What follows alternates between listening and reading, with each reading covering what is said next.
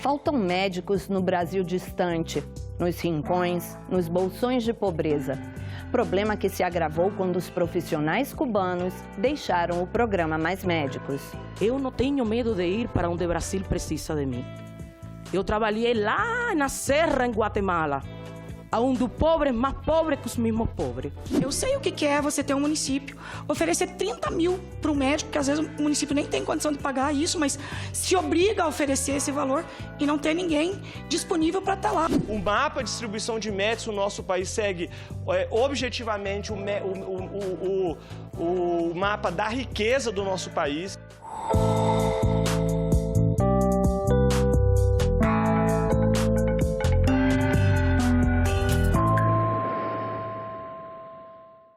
Para substituir o Mais Médicos, o governo lançou o programa Médicos pelo Brasil, por meio de uma medida provisória. É a MP 890 de 2019. Uma comissão especial foi criada para avaliar a MP. O grupo fez uma série de audiências públicas. Uma delas ouviu representantes de médicos cubanos e de brasileiros formados no exterior. É o que você vai ver agora no Em Discussão. O programa Mais Médicos foi instituído pelo governo Dilma em 2013. Empregou mais de 18 mil profissionais da medicina. Uma das características mais polêmicas foi a contratação de profissionais formados no exterior que não tiveram que passar pela prova de revalidação do diploma. Entre esses, mais de 8 mil médicos cubanos. Um outro ponto bastante criticado foi a forma como os cubanos eram remunerados. Eles recebiam apenas um percentual do salário. Uma parte ia para o governo de Cuba. Logo que Bolsonaro foi eleito, o governo de Cuba encerrou o convênio com o Brasil. Milhares de médicos cubanos foram embora. Outros resolveram ficar. Os que foram deixaram várias comunidades sem médicos. Os que ficaram não puderam mais exercer a medicina. O novo programa do governo federal, Médicos pelo Brasil, pretende aumentar a prestação de serviços médicos no país e formar especialistas em medicina de família e comunidade.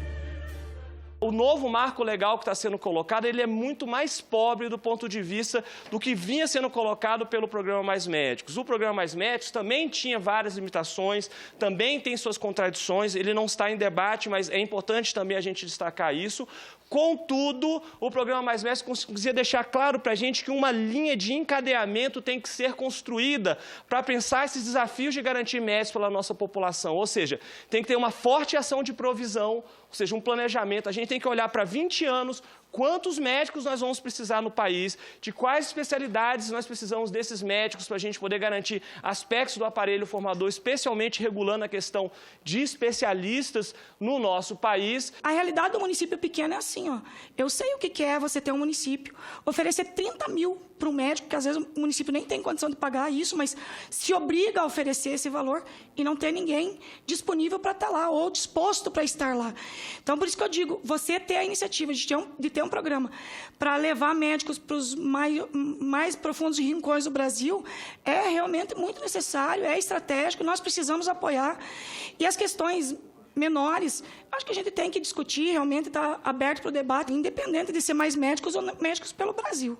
Acho que isso é o que menos importa hoje. O estudo Demografia Médica no Brasil 2018 revela que, ao contrário do que possa parecer, o número de médicos no Brasil tem aumentado numa proporção maior do que a população.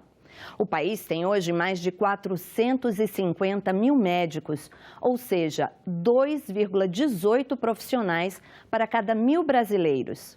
Mas essa relação não é a mesma em todos os lugares.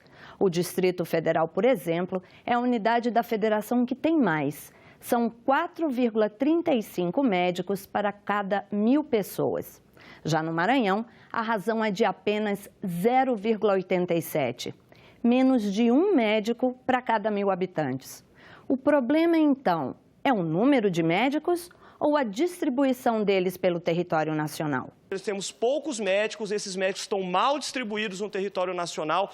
O mapa de distribuição de médicos no nosso país segue objetivamente o mapa da riqueza do nosso país. Então, é muito interessante como a gente faz um debate romantizado em relação ao Brasil profundo. Talvez o Brasil profundo você não precise ir lá para a cabeça do cachorro, ou você não precisa ir lá para determinadas fronteiras no Acre para você entender o que é o Brasil profundo. A 50 quilômetros aqui de Brasília, você vai perceber dificuldades do ponto de vista de provimento e fixação de médicos, inclusive numa grande cidade. No Brasil, nós temos 336 escolas médicas. O Brasil, atualmente, ele só perde para a Índia. E 58% dessas escolas brasileiras são privadas e 42% são públicas. Aí a gente consegue entender um pouquinho o problema da fixação de profissionais e a interiorização dos cursos. Porque qual é o problema? É a redistribuição dessas escolas como a redistribuição desses profissionais. A grande maioria das escolas médicas estão entre o Sudeste, Centro-Oeste e Sul. E mais de 70% das escolas médicas brasileiras, elas são privadas. O que as evidências internacionais mostram para a gente em relação à provisão de profissionais é que não é meramente uma agenda dar dinheiro e alguns aspectos trabalhistas que garantem ter médicos nos lugares onde mais precisam. Vários estudos internacionais mostram que nas áreas mais remotas em todo o mundo, as melhores experiências em fixação de profissionais levaram em consideração experiências de implantar cursos de medicina em áreas remotas, proporcionar que pessoas que moram em áreas remotas possam fazer cursos de medicina, possam se especializar dentro dessa própria área remota. Isso aumenta a possibilidade de garantir profissionais fixados em áreas de difícil provimento. É difícil encontrar profissionais que queiram fixar residência em cidades pequenas, distantes. Mas, como explica o representante dos brasileiros formados no exterior, a maioria dos médicos que estudaram fora do Brasil não se importa de ir para locais remotos. Tentamos fazer um cadastramento de profissionais formados no exterior para levantar números. Esse cadastro foi realizado apenas com aproximadamente 2.500 pessoas. O maior número das pessoas no cadastro eram pessoas oriundas de países latino-americanos, né? Então, a grande maioria da Bolívia, mas nós também tínhamos pessoas com formação no Paquistão, Rússia, Cuba, muitos cubanos. Muito brasileiro em Cuba. Justamente. E nós tentamos traçar um perfil deste profissional que é oriundo do exterior, se ele tem interesse em trabalhar em regiões remotas, em regiões indígenas. A grande maioria de escolas médicas, nesses países que as pessoas são oriundas, são escolas médicas que abordam a metodologia tradicional, diferente de muitas escolas abordadas aqui no Brasil hoje em dia, que é o PBL, uma sigla que deriva do inglês, que seria aprendizado por problemática. Essa metodologia do PBL, ela normalmente faz com que a pessoa se forme e já busque uma especialidade ou uma subespecialidade. Então, ele vai para um ramo muito específico e, com esse ramo específico, às vezes, ele não vai, por exemplo, trabalhar na atenção básica, não vai ter essa interiorização deste profissional. Em sua opinião, o médico brasileiro formado no exterior, em sua maioria, na tua opinião, tem capacidade ou mostrou capacidade de trabalhar no programa Mais Médicos e, portanto, teriam capacidade de trabalhar no programa Médicos pelo Brasil? Hoje há diversas referências bibliográficas que citam a qualidade da atenção do médico brasileiro formado no exterior na atenção básica. Os médicos cubanos também têm a qualidade da formação frequentemente questionada. Os que ficaram no Brasil, muitos já com famílias brasileiras, querem voltar a trabalhar com medicina. Eu queria fazer um pouquinho de história com respeito à nossa formação. Acho que é importante, porque em determinadas ocasiões se fala algumas coisas erradas. Nós não somos agente comunitário. Nós não somos, sei lá, vinimos por questão de nada. A gente não está aqui por política, não. A gente está aqui por trabalho. E a gente veio para trabalhar e servir um povo que hoje chora e agradece o médico cubano. Incluso o nosso prefeito, se você ligam agora e falam, contrata Nilka, fala, contrato. E eu tenho certeza absoluta que faria com cada um de nossos médicos cubanos. E isso se chama gratidão. E nosso povo brasileiro foi grato a cada médico cubano. Os 2 primeiros anos é a mesma praticamente do Brasil. É a básica. A partir do 3º ano, o médico cubano vai para a parte prática, diretamente para o hospital, e fica durante 4 anos no hospital. Quando nós terminamos o 6º ano da carreira, nós fazemos especialização em lo que aqui se chama saúde da família. Para nós, cada país tem seu esquema. Para nós, todos temos que ser especialistas em saúde da família. Hoje, em Brasil, existem 2.000 médicos cubanos que, a parte de ser especialistas em atenção primária ou saúde da família, são cardiólogos, são pediatras, são geriatras, são psiquiatras, ou seja, 2 especializações. Às vezes o pessoal fala muito dos médicos cubanos, mas eu tive a oportunidade de participar de um congresso ibero-americano na cidade de Varadeiro, que é uma cidade espetacular, né? E aonde eu pude perceber que os médicos cubanos, na minha especialidade, que é a cirurgia pediátrica, eles são extremamente avançados. Eles apresentaram os trabalhos da área de cirurgia pediátrica, tinha palestrantes americanos, né? Tinha um alemão também, eles falando já em cirurgia robótica, isso há alguns anos.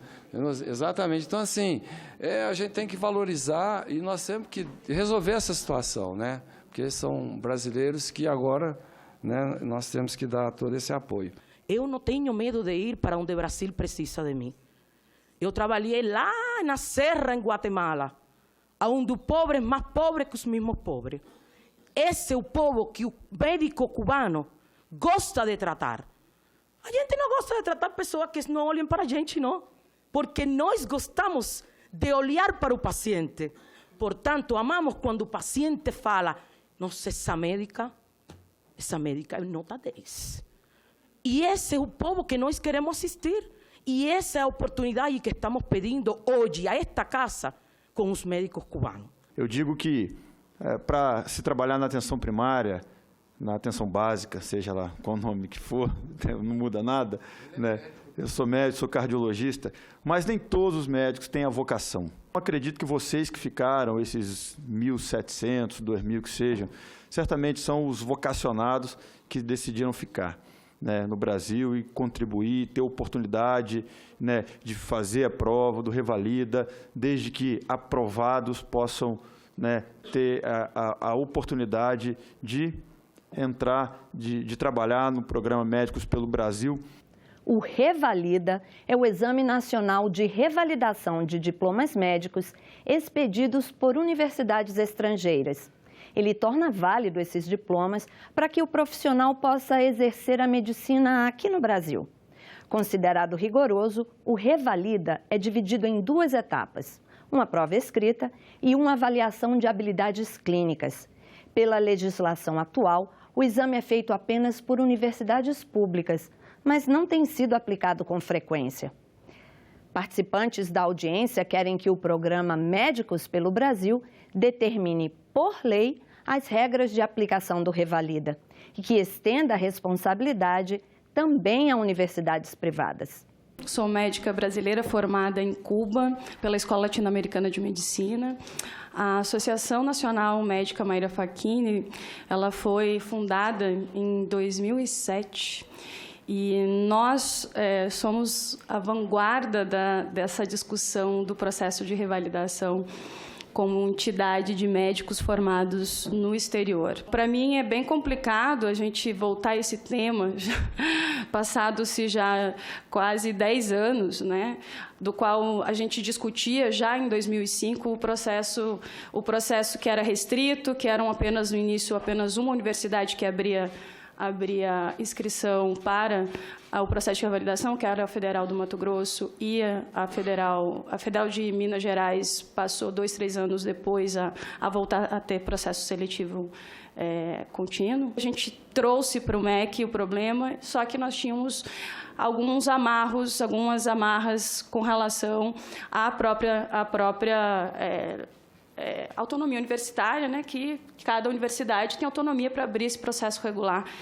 Então, a gente recorreu à proposta de que tivéssemos um processo que fosse descentralizado, que fosse regionalizado, que tivesse processos periódicos para que todos pudessem ter acesso a essa prova, né?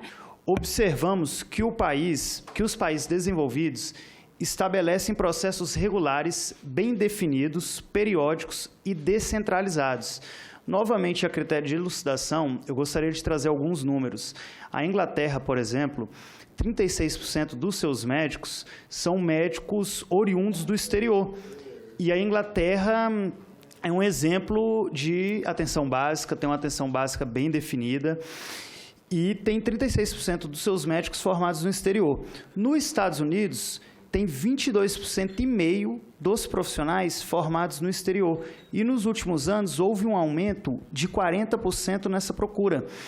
Então, observa-se que essa imigração de profissionais médicos é um fluxo contínuo e progressivo num panorama mundial. Não ocorre apenas no Brasil. Vou deixar bem claro, todas as universidades públicas no Brasil faziam revalidação de diploma, inclusive de medicina. Mas a pressão corporativa é tão forte que nenhum curso médico público, senador, teve de lá para cá a coragem de bater de frente com a entidade médica. Você vê como corporação é forte, né? Médica nossa, então, não é brincadeira, não. Há uma proposta bastante consistente, em alta velocidade de delineamento e aprofundamento, de termos um processo de revalida no Brasil, minimamente 2 vezes por ano, numa formatação sequencial, primeiro uma prova objetiva, em segundo, a documentação no momento zero, após isso a prova objetiva,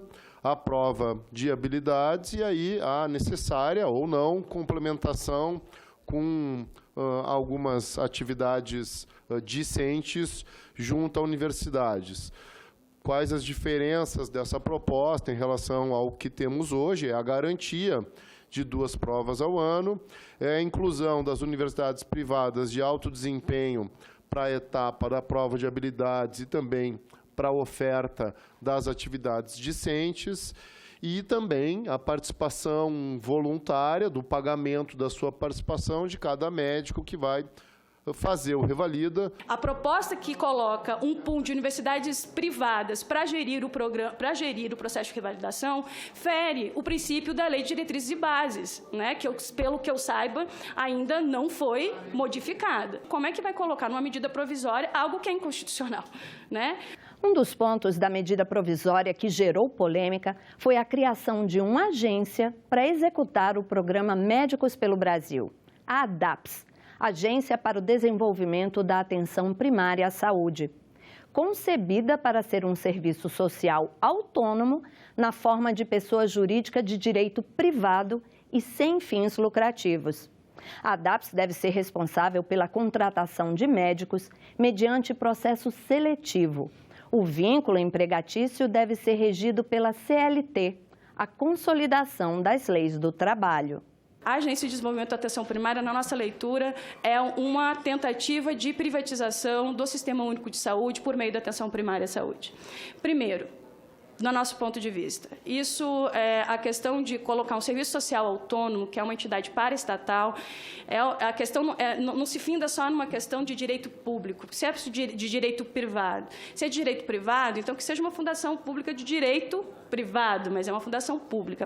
O Serviço Social Autônomo, eu gostaria que essa casa revisasse com mais cuidado o que significa essa entidade paraestatal, que ela não tem, teoricamente, nenhum compromisso institucional, ou seja, ela não tem uma orientação institucional pelo Ministério da Saúde. Ela tem uma total autonomia, só que ela bebe do recurso do Estado. A Agência para o Desenvolvimento da Atenção Primária tem um desenho semelhante ao instituto que cuida do hospital aqui de Brasília e também o mesmo desenho do hospital e da rede Sara Kubitschek, que não parece ser motivo de nenhum problema, ao contrário, é um motivo de orgulho da população e da sociedade brasileira.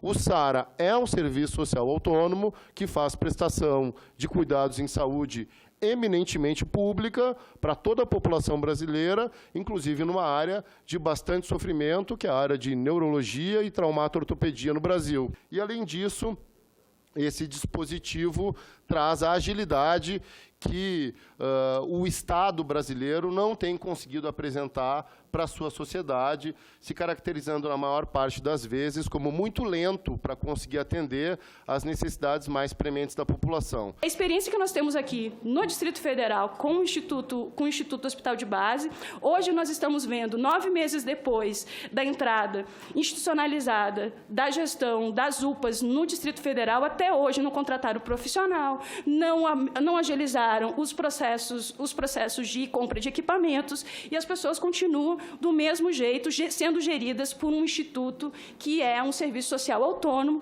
que foi com essa característica de agilidade tecnocrática, de agilidade de processo de gestão, para poder gerir a gestão pública do SUS do Distrito Federal. Uma coisa no SARA que a gente tem que acender a luz vermelha, é serviço social autônomo, autônomo mesmo, do ponto de vista literal. O Ministério da Saúde não tem nenhum nível de ingerência sobre os SARAs. Depois de 6 audiências públicas, o relator da medida provisória, senador Confúcio Moura, entregou o relatório que foi aprovado pela comissão. Resultado: sim, 19, não 0, obstrução 0. Aprovado o relatório por unanimidade. Vamos ter alguns destaques para a discussão, mas, no geral, eu quero dizer que Vossa Excelência contempla mais de 90% das expectativas de quem compôs essa comissão. O programa Médicos pelo Brasil vai oferecer 18 mil vagas, a maioria em municípios de difícil acesso e em áreas mais pobres do Norte e do Nordeste. O candidato vai ter que fazer uma prova escrita. Os aprovados já vão poder trabalhar.